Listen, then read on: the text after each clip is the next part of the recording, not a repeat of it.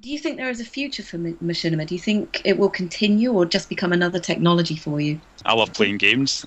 That's why I got into this in the past, because I recognised that I could use the games that I played, which was flight simulators, and use these games to tell stories. My dream job would be to work in one of the big games companies filming the cutscenes for games on the Xbox and PlayStation. Playing Assassin's Creed just now, and as I progress through the game, I get upgrades, I change my costume, I change my weapons. When the cutscene starts, then that same character is in the cutscene exactly as I have developed myself.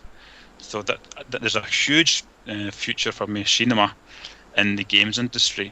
They just won't call it machinima, they'll call it cutscenes. So I mean, imagine getting paid to do what you love doing. It doesn't become a job.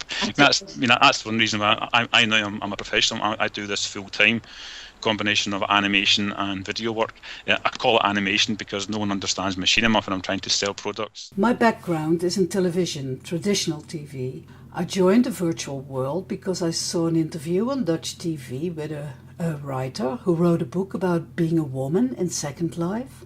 And I thought, ooh, interesting, maybe I can be a man or whatever. So I joined to escape from my busy work, and within 3 weeks of relaxing, I found I can film there too. So I discovered machinima before I ever heard about it. I want to tell a story, so I work with all the possibilities available to actually bring the story, to make it clear to other people. I don't call it machinima anymore, I call it real-time animation.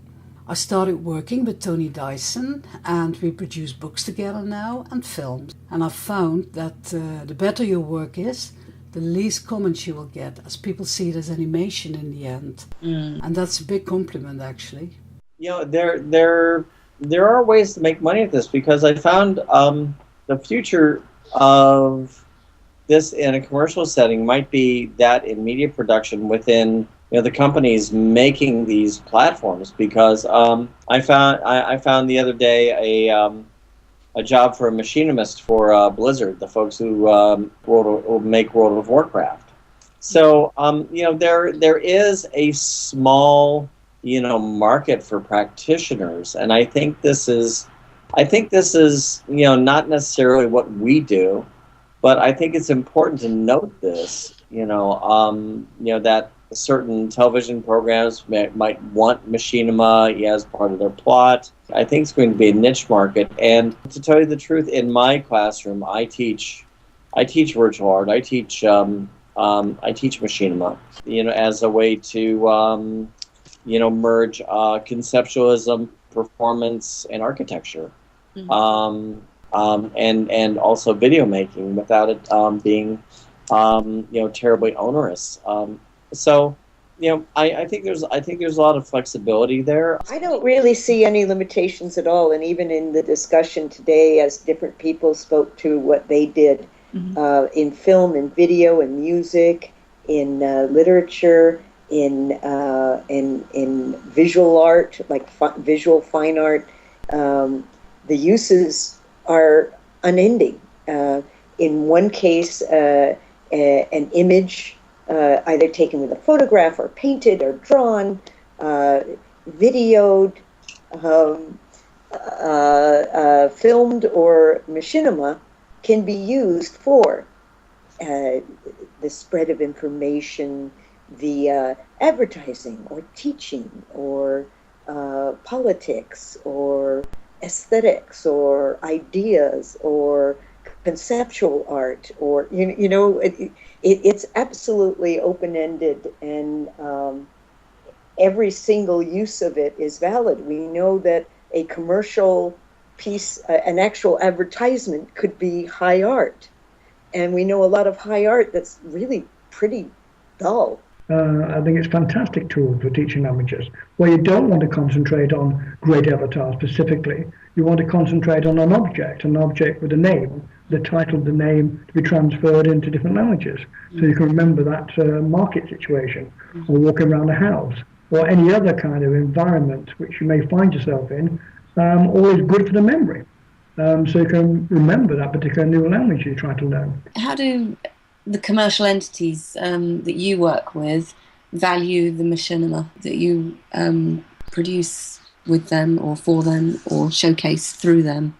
There's certainly a market for artist videos, and it's a very prevalent form of art making. But machinima still, has that cartoon quality that certain people can get away with, but generally it's not like, oh, there's a market for photography, there's a market for oil painting, there's just not a market for machinima within a fine art context. From a buyer's point of view, you're kind of a little reluctant to spend too much money. And from the producer's point of view, I think that there's this attitude that it is a bit of a game. People tend to do it as part hobby sometimes. So there's probably a different sense of professionalism, though I found people to be extremely good in Second Life, very generous and very honest. But there's a huge disconnect because it's not real. And I think that people are loath to pay it, and economies have their own logic, and this one's already been established, and so it would be hard to break out of it. It would be hard to start saying, well, we all have to pay enough money that these designers in Second Life can survive with only their Second Life incomes. When it comes to the economy, it's a very odd situation because things are a bargain price. But also people buy more because it's a bargain price. I mean, that is the amazing thing about it. And I find that really fascinating. We could do a whole study, by the way, and probably get a doctorate on it, because there is people making a very good living in Second Life because they're selling thousands and thousands of skirts, dresses, hats to so many people. Because people change their wardrobes, women change their wardrobes in Second Life every day. You will not believe how much they spend on clothes. I've been talking to quite a few art schools and film schools, and they've taken it on board. And one of the greatest things I've found is they're actually making animation of films they're going to make in real life, because it makes a moving storyboard. And that's very, very exciting. So that brings it really into the art schools, into the universities, and they can see that this is a quick tool for showing exactly what they would like to do. And some of the other students are moving away and doing what we're doing. They're taking it much more seriously and trying to find where it actually fits into the art scheme. So, yeah, it's got a future. Certainly within the context of contemporary art, that it will get used and reused in many ways into the future. We rarely discard any technique within the arts because in fact, we love obsolescence and obsolete technologies, that we get very intrigued by them. So I don't see it becoming the new photography, and I could be totally wrong on that, but I do see it as kind of a quirky tool that might get used quite continuously into the future because of this fascination a lot of artists have with things that don't work right. That's probably, and I'm just speaking from a very narrow perspective. Certainly, I can imagine it being quite popular with the different applications that have been mentioned throughout these interviews.